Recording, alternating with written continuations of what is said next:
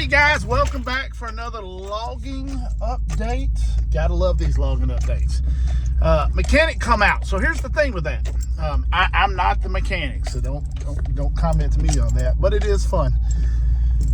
Mechanic come out, looked at the machine, shear we put, or the tree cutter, feather buncher, whatever you want to call it. Put a whole new set of, injectors in it. We put some new, tubes.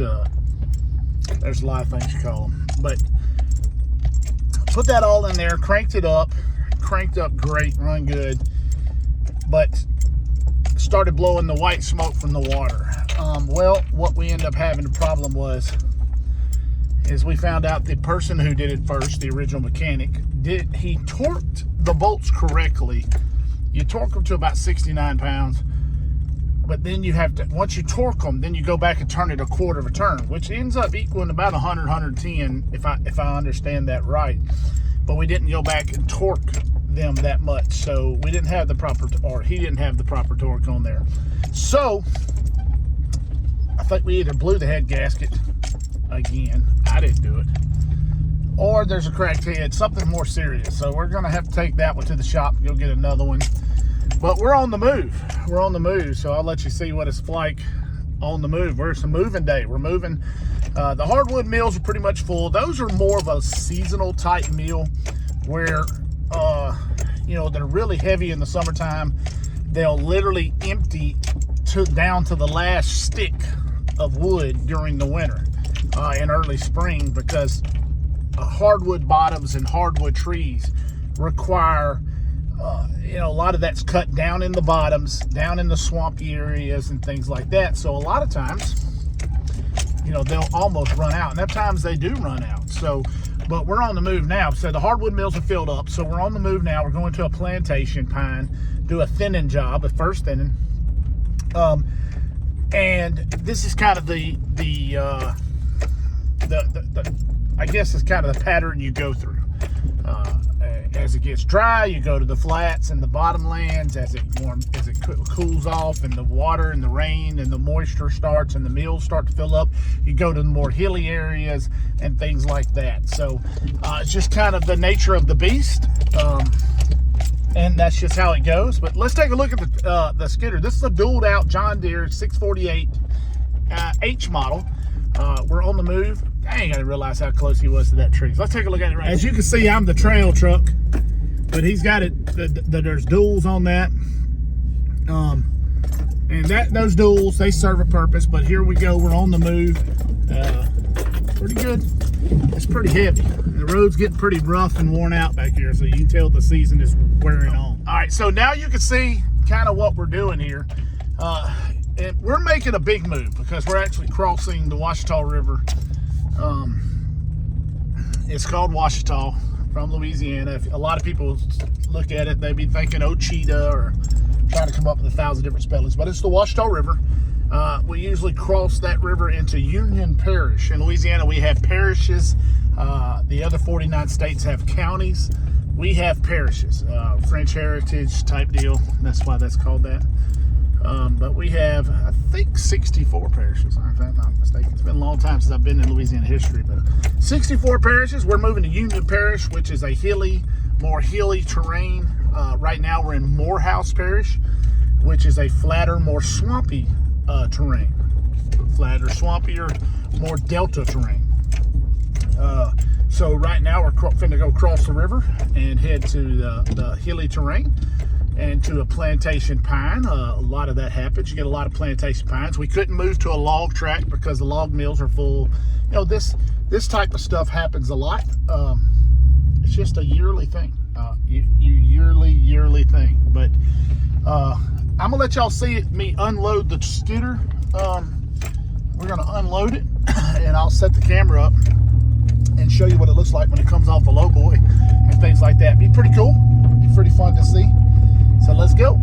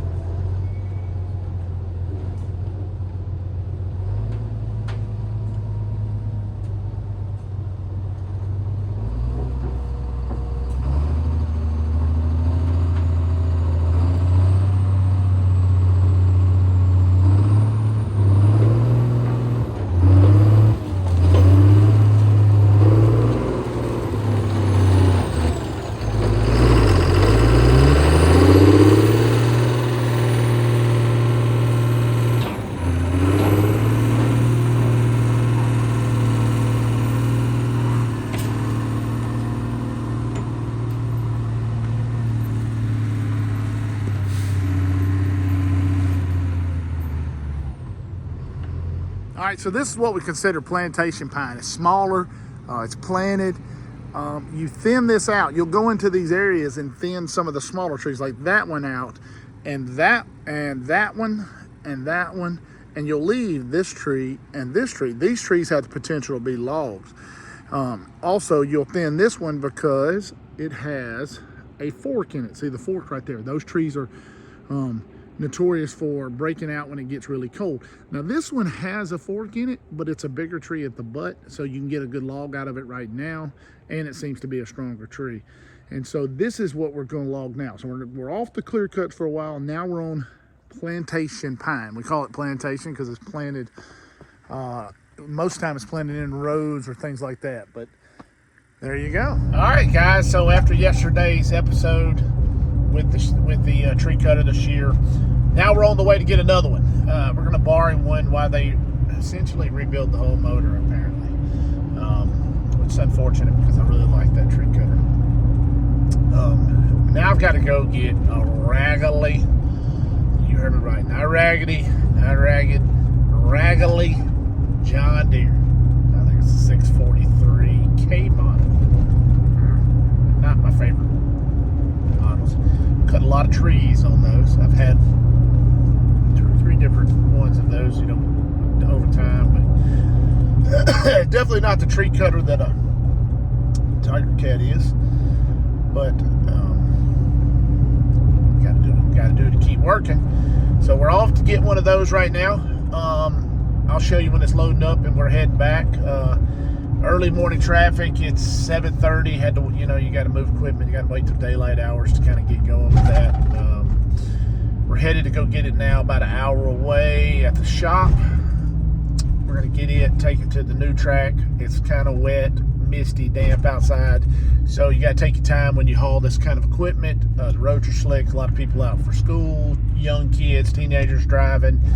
It's never a good situation to move equipment in. Matter of fact, I don't think there's ever a good situation to move equipment in. It's one of the worst. It's the thing I probably hate the worst, is moving equipment. I've never enjoyed it. It just seems like stuff never goes right. Matter of fact, my dad was moving yesterday. Went to move a loader, move a skidder from their job, and the swing bearing in his truck went out. Always something. But welcome to the world we live in. Not going to be a bunch of crybabies about it. We're going to get it, kick it into higher gear. We're going to do what we got to do, baby. Now we're going to do what we do, baby. Ain't that what Ray Charles said? So I'll show you when we're moving. I'll show you the machines, give you a little tour of the yard that we're going to. It's pretty cool. Got a lot of cool stuff on this yard when we get there. And it's going to be a really fun video this week, the one I'm putting out. So this is pretty nice. It's going to be a lot longer. And like I said, we're doing, I don't care about how many views we get on this. It's just fun to kind of show you what I do other than fish. So let's go. Let's go get this tree cutter. John Deere 643K model. I like the L models a lot better, and the H models a lot better. But I'm going to deal with this old K model. At least it's running. Let's go. All right, so this is the machine we got. It's an 843L model. I thought we were coming to get a K model, but we're getting an L model. Not in the best shape, but it will get the job done. But I do want to take you on a little tour of some of the stuff out here. Some very, very cool stuff. This is a Ponce, used up north a lot. It's a processor, cut to length processor. This is a Morbark chipper. Very cool loader over here. Barco, new loader. Let's see if we can get that. Barco loader, got an 843 L model, 848 L model skidder. I think that's what it is, 848, yeah. 437D, John Deere, a couple of those, C and a D model. There, down there, there's a Ponce forwarder. I mean, this place is filled with a lot of stuff. That is a giant chipper. Let me get back for that. That is a monster of a chipper. That's what they call a clean chipper. It strips the bark off, shoots the bark and limbs out the side, and puts clean chips into a chip van. That's what those trailers are right there. Those are chip vans. Pretty cool. Pretty awesome stuff. And let's go. Let's climb up on this brand new Barco. Beautiful. Oh, it's locked. I was gonna take a look at it. I've had a Barco before when I owned my job. Good looking machine. I don't know what size this is. I'm sure it'll say it somewhere on here. Barco $5.95. I had a $4.95. This is a $5.95. Beautiful machine. They've done some awesome work with it. Look how clean that is. This ain't never seen the woods, I promise you. Beautiful. It won't be long, they'll be putting that out there. They got hydraulic legs. Those are always nice in the woods. D-lemon head. Rotobeck grapple looks like it is. And look at the size of that joker. Boy, it holds some timber. Awesome, awesome, awesome. Well, John Deere L model. It's an 843. That is a pretty large shear. It does have a giant plantation head on it. Got about 9,000 machine hours, and we're heading to the job with it. Kind of a dreary, wet day, so we're gonna take our time, be real careful. Those are better machines, but that one right there has seen its better day. So, but we're heading to the job. Just gonna try to get out there, and actually, I'm gonna stick a GoPro on top of the cab, and maybe one in the cab. Let you see the little cutting here. But here we go. We're heading to the job. Let's go, boys. All right, so I got the set cut out. Got the loader set up, and started working on the first main trail. Got a pile of wood to de-limb there. I mean, a pile of wood. So they'll work on that tomorrow, and I will not be here tomorrow. So that's today's video. It's been a good one. You don't know.